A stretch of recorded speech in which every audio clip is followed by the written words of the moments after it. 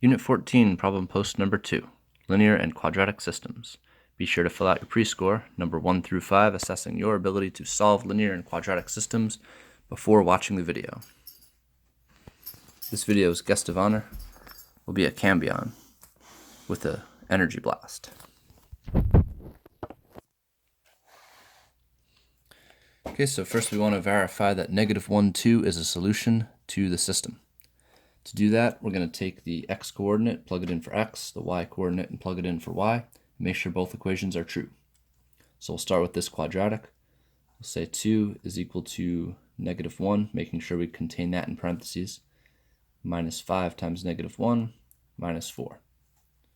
So I've taken this x, -1, I put it everywhere I saw on x, and I set it equal to 2 because it was equal to y. So 2 is equal to 1. 5 times -1 is -5. Minus -5 is the same thing as plus 5. Minus 4. 5 minus 4 is 1. 1 plus 1 is 2. So 2 is equal to 2, and that works out. For the linear, we'll do the same thing. 2 is the y. We have our -2, and then we'll put in a -1 for x. -2 times -1 is a positive 2, so again, 2 is equal to 2, and the equation is true. For number 2, we want to determine if -1, 0 is a solution to the system and explain why. So this time we're not sure if this is going to work. If it does work, that means that both equations will be true if I plug this point in. If at least one of them is not true, then this will not be a solution. So I have my x coordinate, I have my y coordinate. We'll start with the quadratic.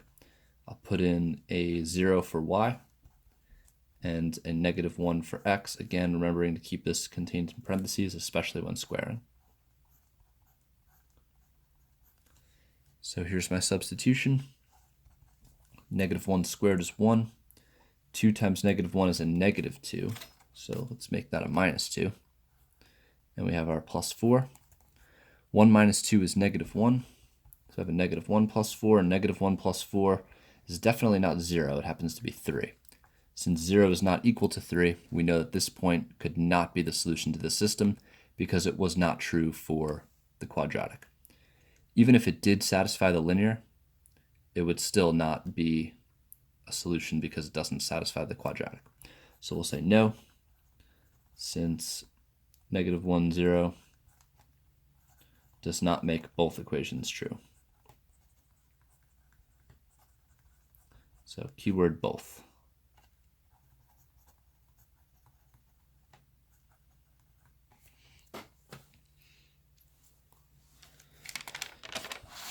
All right, moving on to number 3, we need to graph each function and then state the number of solutions. So at least for the quadratic, we can use our calculator for this part. We'll open this up to the y equals screen and enter in the function x squared minus 3x plus 2 in y1 and 2/3 x plus 2 in y2.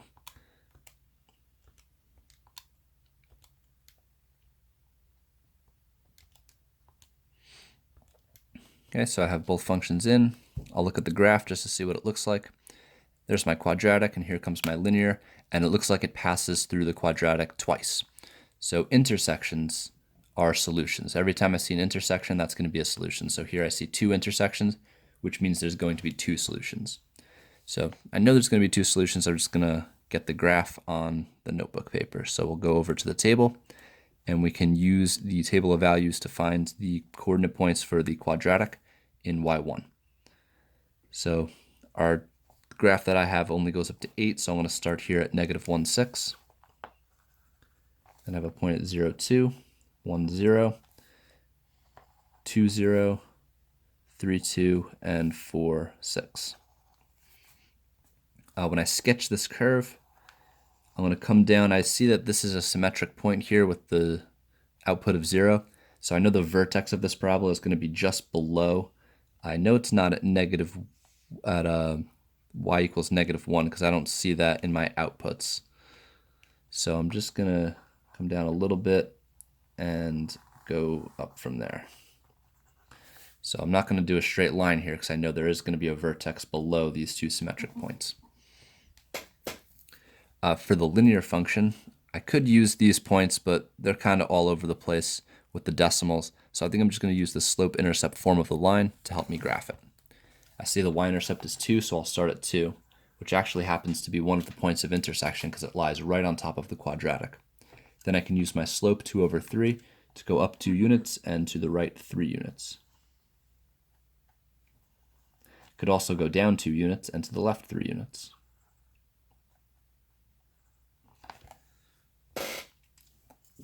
Once I have the points dotted out, I can take my straight edge and connect them and then pass right through the quadratic at 2 points, indicating my 2 solutions. So here's one at 0, 2, and the other one's kind of hard to see because it's not an integer value, but it does exist there somewhere between x values 3 and 4. So I have 2 intersections, so I know there are 2 solutions. Number 4, we want to find the solutions to the system below and round to the nearest tenth.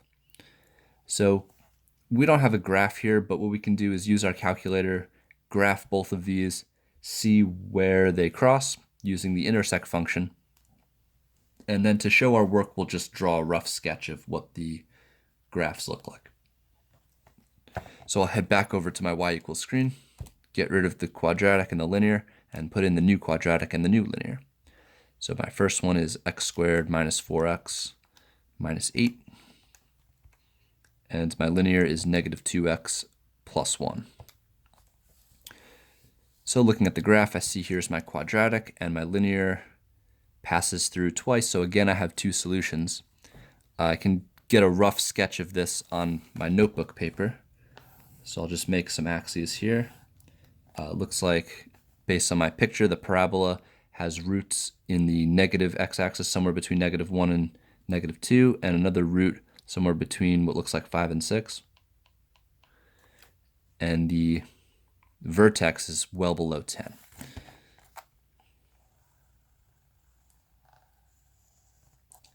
So there's a quadratic. Then for my linear, I see that there's one intersection in quadrant 2 and another intersection in the middle of quadrant 3. So when I draw my linear, I'll make one intersection in quadrant 1 and, in quadrant 2, and another one in quadrant 4. So here's my intersection in quadrant 2. Here's my intersection in quadrant 4. Now to find what these intersections are precisely, I'm going to use my calc function, going to second calc, and option 5 says intersect, so I'll select option 5. I'm going to look for my blinking dot. If I don't see it, I'll hit the down arrow key. It switches the function up, and now it's right here on my linear. I'm going to move this blinking dot to a point of intersection. I'm going to get right on top of it, and then it's going to ask me some questions. It says first curve, I'll hit enter. Second curve, enter again, guess, enter a third time. And here's my intersection point, negative 2.2 and 5.3, rounded to the nearest tenth. So one intersection is the coordinate point negative 2.2, 5.3. So that's the intersection point for the second quadrant. In the fourth quadrant, we'll have another intersection point. So I'm going to go through that process again. Second, calc, option 5, and I'm going to move the blinking dot to the other intersection point. When I'm on top of the intersection point, I'll hit enter 3 times, and it gives me my new intersection at 4.2, negative 7.3.